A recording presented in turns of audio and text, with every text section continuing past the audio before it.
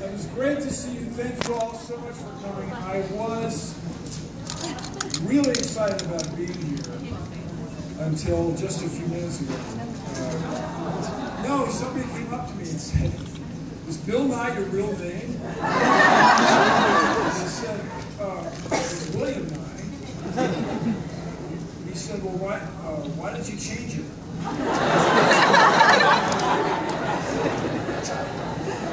Well, no, greetings everyone. So as you may know, I reached a point in my career where people asked me to write a book. So I was writing a book. And then this guy in Kentucky challenged me to a debate.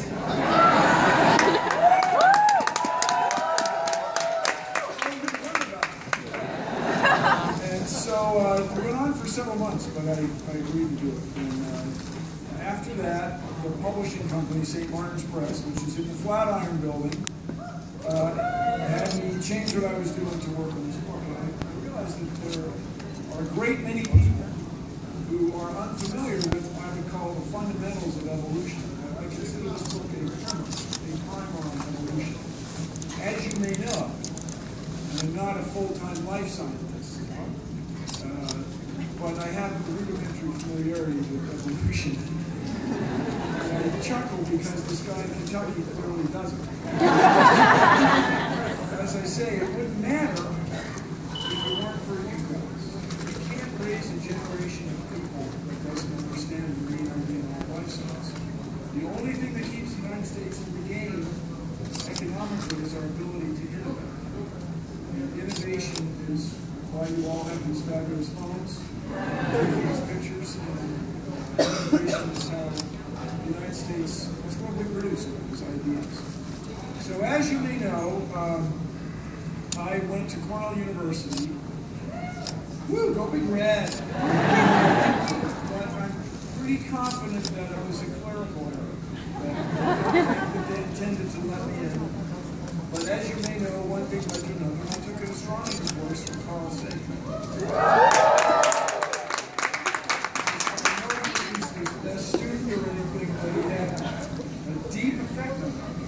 And I pursued climate change, a long time ago. In the 1980s, I wrote about climate change. My first kids were at a climate change demonstration. And now all the kids are talking about it. And when Carl Sagan died, I was asked to, in 1980, Carl Sagan started an organization called the Planetary Society. And through direct mail, this would be paper. It's like you fold it up and don't worry about it.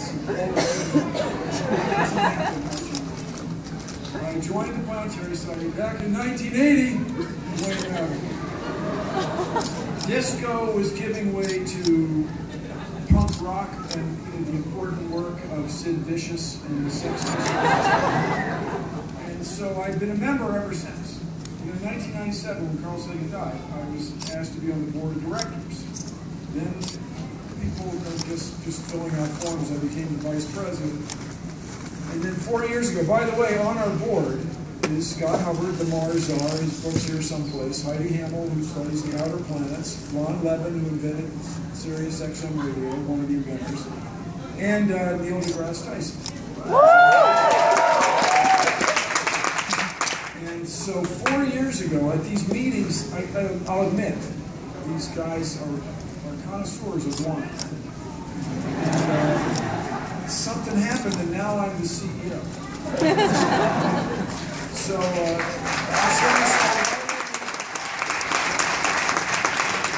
because these two women know a guy, here is Aaron Greason and Whitney Pratt. Stand up, ladies. From the Planetary Society.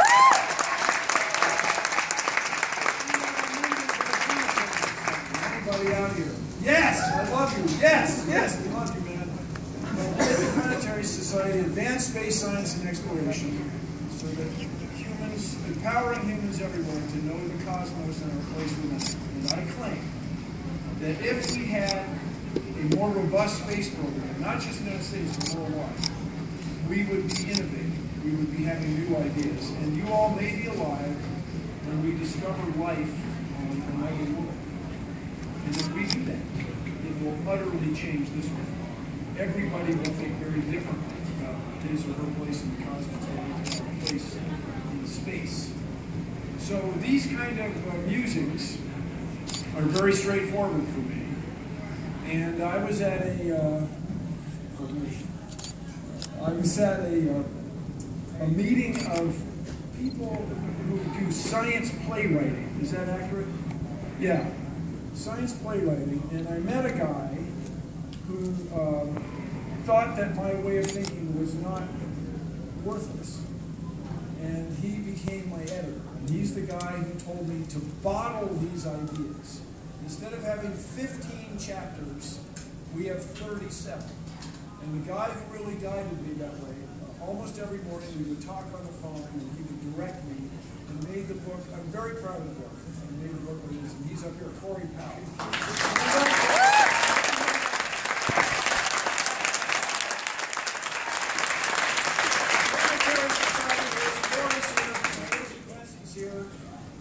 Let's take questions. We'll take an odd number of questions. We'll go 5. We'll start over here. Oh, here, microphone. Start over here, so remember, talk directly into it. We'll take some questions, guys. Hello, Bill Nye. Hello, microphone woman. I was wondering, what was the best advice that you received before starting your scientific career? So say after you got your degrees. My science, so everybody, let me start by saying I'm a mechanical engineer. By the way, Sean introduced me. I'm still a mechanical engineer. I have a license, doggone it. Yeah. And in mechanical engineering, it's all physics. That's all it means. It's a physics program. And so, yes, I mean, and I am cursed or whatever with this thing where I just tinker all the time, constantly making things. And so mechanical engineering pursued that. But I would say I just had some tremendously influential teachers. My father called himself Ned Nye, boy scientist. My mother, for those who don't know, was recruited by the U.S. Navy in World War II to work on this major thing called the Enigma program. I know the movie's coming out about it, not about her. And so you would ask her my whole life, hey, what did you do during the war? Can't talk about it. My whole life they kept it a secret, but I had very influential second grade teachers, Mr. McGonigal. I had a great third grade teacher. Did you know her? She was great. The 6th grade teacher was great. Mr. Flowers in 7th grade, and the acknowledgments in the back of the book there, I called them the stars of the show. So to really pick any one person is tough, but my older brother was a huge part.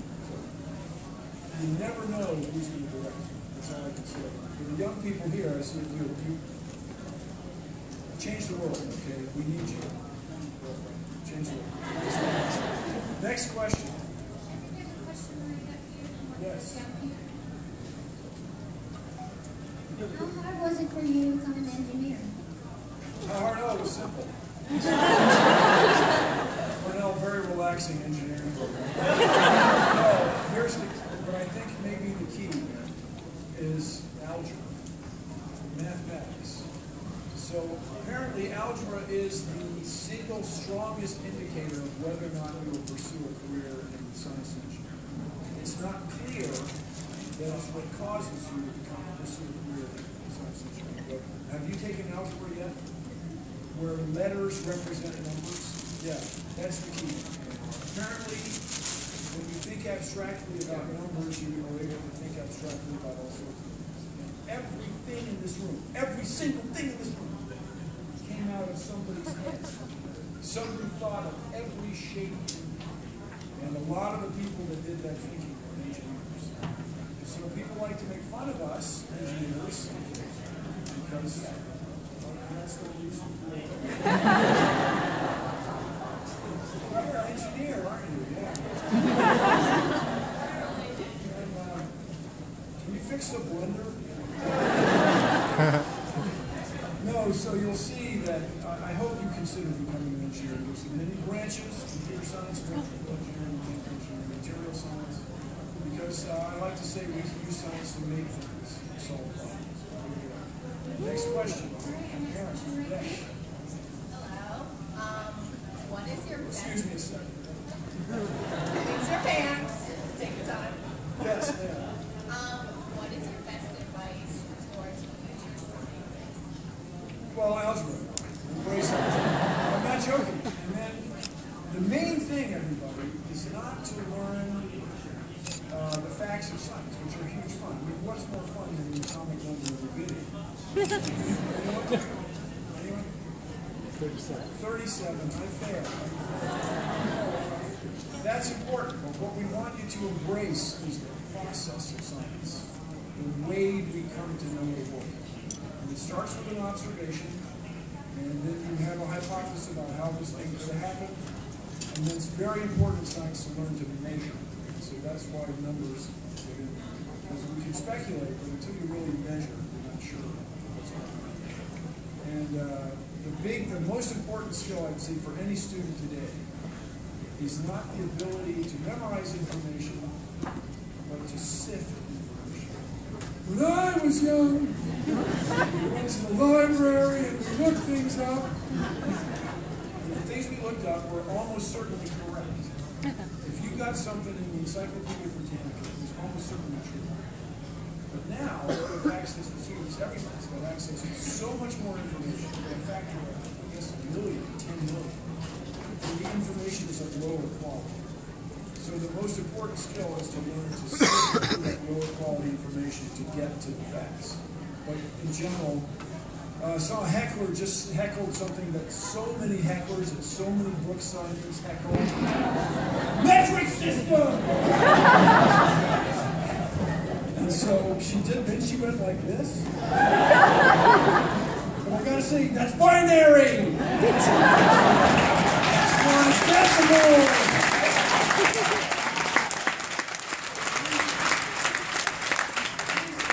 Metric system, kids. It's supposed to have 10 fingers, so I know they're 10 toes. I'm going to count on those. Learn to sift lower quality information. Next question, Aaron. Sorry. Yes. What role do you think the arts play in social understanding and information? So everybody, science and art are not mutually exclusive. We're crying out loud. This is crazy making. In my case, crazier making. Everybody today is running around going, STEM. Science, technology, engineering, got it, and down and down. Then, no, it shouldn't be STEM, it should be STEAM. Science, technology, engineering, arts, and right? Everything in this room came out of somebody said it, because somebody created it. I hope all of you take time to create things, not just mess around in stuff that other people have created. And that to me is the idea of art, is you're expressing yourself through your creation. So the reason I became an engineer, did I mention that? I became an engineer is because you create. You start from scratch and you make stuff. So arts and science are like this. In fact, they call all those schools the School of Arts and Sciences, for crying out loud. Television is the art and science of television, storytelling. So yes, they are especially storytelling. Last question, is that right? Is that a true fact or a false fact? This better be good. This is it. Hey, Bill, no. Stand up. Let them hear you outside. Blow the roof off the dump. Yes. Right. So in math and sciences still, we're very male-dominated fields. And So that should be an opportunity. we've made a lot of progress there, thanks to you, thanks to educators like you. It's really exciting. But we still see in the workplace a lot of discrimination, a lot of pushback to women joining these fields. And I was wondering, I'm assuming that you've experienced this. How did you handle it, and how can we end it? Well, let's just talk some more about my mother. So you guys, I remember very well when my mother was not allowed to get an American Express card, a credit card, because she was Mrs. Nye, because she was married to a man. In those days, a woman's credit, even though at that point in the story she had a master's degree. She went on to get a doctorate. She couldn't get an American Express card because her credit didn't count. It was all about her husband's credit. Her husband, who was my father, could also get it. But what I'm saying to the women and ladies here, it wasn't that long. And it's taken generations. So now, if you go to the European Space Agency, for example, it's sort of being run. The first tier below the top is all women. When you look at aerospace companies in the United States, Hewlett Packard, Xerox, these are companies now being run by women. What I would tell you is it takes years. It's taken decades for women to work their way up through the ranks. And I am, I guess, as much as I like, I'll be honest with you, I like the way women dress. I like women's shoes, I don't wear them. I'm a feminist to the extent that I can. And I will claim, and it's not especially controversial, the problem we have, the reason we have climate change is I was here at the World's Fair. 1965, when the world population changed to 3 billion people. As you may know, last week it got to 7.2 billion, more than doubling in my lifetime. To the fastest and the most efficient, or certainly the best way to limit the human population, and this is related to your question, is to raise the standard of living of women and girls.